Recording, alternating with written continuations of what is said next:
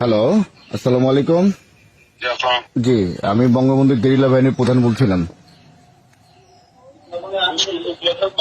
Bangabandhu guerrilla বাহিনীর প্রধান বলছিলাম। জি, বঙ্গবন্ধু গেরিলা বাহিনীর প্রধান বলছিলাম আমি। আচ্ছা, জি বলেন। জি, বলেন। ভিডিও ফুটেজে দেখা যাচ্ছে আপনি একটা ছেলেকে গুলি করেছেন, আমাদের এক সহযোদ্ধা ভাইকে। আচ্ছা, আপনার এটাকে আপনাকে সরকার নির্দেশনা দিয়েছিল গুলি করার জন্য ওকে ব্যক্তিগতভাবে? আপনি কথাগুলো বলে শেষ করেন, তারপর আমি বলবো, আমার কথাটা সুন্দরভাবে শুনবেন। দ্বিতীয়ত হচ্ছে আপনি যেভাবে ওকে থাপড়াইতে থাপড়াইতে আপনার ফোর্স সহ যেভাবে নিচ্ছিলেন, একটা কথা মনে রাখবেন, এটা গোপালগঞ্জ। আপনাদের শত শত সহযোদ্ধাদেরকে মারছে, আপনারা কেউ প্রতিবাদ করেন নাই। আপনাদেরকে যেভাবে গণহত্যা করেছে এই দামার শিবিলের রাজাকারের বাচ্চাগুলা, আপনারা কোনো 10 জন পুলিশ একসাথে হয়ে প্রতিবাদ করেন নাই যে কেন আমাদের সহযোদ্ধাদেরকে মারা হয়েছে। অর্থাৎ বঙ্গবন্ধু গেরিলা বাহিনী 71-এর চেতনায় নতুন করে গঠন করা হয়েছে মাননীয় প্রধানমন্ত্রীর নির্দেশনা অনুযায়ী। আমরা শুধুমাত্র নেত্রীর নির্দেশনার জন্য অপেক্ষা করছিলাম, এখন আমাদের দেওয়ালে পিঠ থেকে গেছে। আপনারা যারা প্রশাসনে যারা আছেন, আমি মনে করি হিজলা হিসেবে এরা আছেন।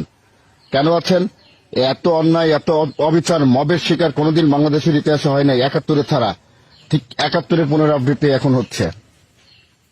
অর্থাৎ আমাদের এই গেরিলা বাহিনীর যে আপনারা যাদেরকে ধরেছেন এই পর্যন্ত, এবং থানার ভিতর নিয়ে আপনারা যেভাবে পায়ের তারাই পিটাইতেছেন, গণহারে মামলা দিচ্ছেন, এটা তীব্র প্রতিবাদ ও নিন্দা জানাচ্ছি। এবং সবারই তো ফ্যামিলি আছে, ইনশাআল্লাহ এটার প্রতিফলন খুব দ্রুত সময় দেখতে পারবেন। শেষ হয়েছে আপনি বলা? জি বলুন আপনি। হ্যাঁ, বিষয় হলো, আপনারা যে ছবিটা দেখে যে আমাকে বিভিন্ন লোক, প্রায় 3-4 হাজার লোক আমাকে ফোন দিয়েছে। আগে আপনি যদি বঙ্গবন্ধু গেরিলা বাহিনীর প্রধান হয়ে থাকেন, তাহলে আলহামদুলিল্লাহ আপনি একটা লিডারশিপে আছেন, অনেক বড় মাপের একজন। আমি আপনাকে অনুরোধ করব, যে ছবিটা দেখে আপনারা চিল্লাইতেছেন, ওই ছবিটা 2টা ছবি একটু পাশাপাশি নিয়ে তারপর একটা মিলাবেন। যে আমার ছবিটা ওখানে যেভাবে পেশ করা হয়েছে, আর যে অফিসারটা ওখানে দেখলেন যে টেনে নিয়ে যাচ্ছে, তার কাঁধে দেখবেন যে 2টা স্টার আছে, 2টা স্টার। আর আমি এজ এ ওসি হিসাবে আমার কাঁধে দেখবেন একটা টিপস বা বল্টু বলি আমরা, একটা বল্টু আছে। এটা হচ্ছে আমি কোরালীপাড়া থানার ওসি। ওই দিন আমার থানাতেও কম বেশি ঝামেলা হয়েছে। সেই ঝামেলা মিটাতে যে বা সেই ঝামেলাকে সামাল দিতে যে আমি অনেকটাই হিমশিমে ছিলাম। যে কারণে, আর যে ঘটনার কথা বলতেছেন, এই ঘটনাটা হচ্ছে গোপালগঞ্জ সদর থানায়, আর আমি হচ্ছে কোটালীপাড়া থানা। আমার থানার এখান থেকে ওই জায়গার দূরত্ব হচ্ছে 26 কিলোমিটার। আমি আমার থানাকে কন্ট্রোল করতে পারি না, আর আমি ওই থানায় কেমনে যাবো? তারপরে আর একটা বিষয় হচ্ছে যে থানার একজন ওসি, যারা ওসি হিসেবে থাকে, তারা কখনই অন্য কোনো থানায় ভাড়াটিয়া হিসেবে ডিউটিতে যান না। ওসির আন্ডারে যারা সাবঅর্ডিনেট থাকে, যারা জুনিয়র থাকে, তারা হয়তো অনেক সময় কোনো থানায় ফোর্স অফিসার শর্ট থাকলে, কোনো থানা প্রোগ্রামে যদি থাকে, সেই থানা তখন যায়। কিন্তু একজন ওসি কখনো আর একটা থানায় ডিউটি করে না।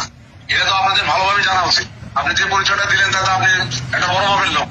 আপনি এইসব বিষয়গুলো জেনে বুঝে শুনে তারপরে যদি আপনি বঙ্গবন্ধু গেরিলা বাহিনীর প্রধান হয়ে থাকেন, হ্যাঁ, তাহলে আপনি এই কোটালীপাড়া তো সব আওয়ামী লীগের লোক। আপনাদের যারা নেতৃবৃন্দ আছে, তাদের কাছে ফোন দিয়ে শোনেন, জানেন না জেনে শুনে একটা লোককে হয়তো আপনারা যেভাবে কথা বলেন, এটা তো অভদ্র পরিচয়, এটা একটা বংশের পরিচয়। দেখেন, আমার ওখানে যারা সংগঠনের আছে তারাই কিন্তু আপনার নাম্বারটা দিয়েছে, তারাই কিন্তু আপনাদের দেখেন, আমি টুঙ্গিপাড়ার সন্তান। ওসি সাহেব শুনেন, জি দেখেন, আমি টুঙ্গি এখানে আপনাদের আমি একটু কথা বলি, শোনেন একটু। ওই দিন মিছিলে আপনাদের সাবেক মেয়র ওহিদুল আজরা, মতিয়া আজরা, ছাত্রলীগের শামীম, ছাত্রলীগের লিটন, ছাত্রলীগের স্বপন সহ আরো তো প্রায় 2 থেকে 2.5 হাজার লোক ছিল। জি, আপনারা এই লোকগুলোকে জিজ্ঞাসা করেন কেন যে আসলে সে কোথায় ছিল? এবং ওরা তথ্য দেওয়ার পরে কিন্তু আমি ফোনটা দিয়েছি। আমি জিজ্ঞেস করে কিন্তু ফোনটা দিয়েছি, কিন্তু একদম হুবহু আপনার ছবি, আপনার সবকিছু, ওখানে একটা স্টার আলা ছবি, একটা স্টার। আমি তো দেখেছি সে হলো কালো আর আমি হলাম ফর্সা। যে আপনাকে আমি সেই ভিডিওটা পাঠাচ্ছি, আমি সেই ভিডিওটা আপনাকে পাঠাবো অবশ্যই। হ্যাঁ, সেই ভিডিও তো আমার কাছে আছে, আপনি মিলাই দেখবেন, দয়া করে শুনেন, আপনি দয়া করে মিলাই দেখবেন। হ্যাঁ, আমি আপনার কাছে পাঠাবো, আপনাকে সংকেতে সংক্ষেপে আমি তো নিজে ভিক্টিমাইজ, আমি মিলে দেখিনি, আমি তো 1000 বার মিলেছি, আর আমি তো ওখানে যাই নাই। আমাদের 100 জনের মধ্যে 90 জনই বলেছে হ্যাঁ এটাই। কে বলছে? এবং আমি আপনাকে ওসি সাহেব দেখেন, আপনি একজন সরকার জনপ্রতিনিধি বাংলাদেশের একজন কর্মকর্তা, আপনাকে আমি একটা কথা বলবো, দেখেন এটা গোপালগঞ্জ, এখানে কোনো ধরনের বাড়াবাড়ি করে আজ পর্যন্ত কেউ টিকতে পারে না, ইনশাল্লাহ পারবে না, কারণ এটা বঙ্গবন্ধুর জন্ম এলাকা। এখানে জামাত বিএনপি কোনোদিন এসে জায়গা পায়নি, ইনশাল্লাহ পাবেও না। অর্থাৎ আমাদের যেসব সহযোদ্ধা ভাইদেরকে আপনারা বাড়ি বাড়ি রাত্রে যে আক্রান্ত করছেন, হয়রানি করতেছেন, দয়া করে কাদের থেকে আপনারা বিরত থাকবেন। আমরা কিন্তু দল আদক না হোক, কাল কিন্তু ক্ষমতা আমরা অবশ্যই আসব, তখন কিন্তু আমরা ইন্দুরে গর্তের থেকে কিন্তু খুঁজে বের করে নিয়ে আসবো ইনশাল্লাহ। আমরা আমরা আমরা কিন্তু করেন সেটা রাষ্ট্রীয় ব্যাপার।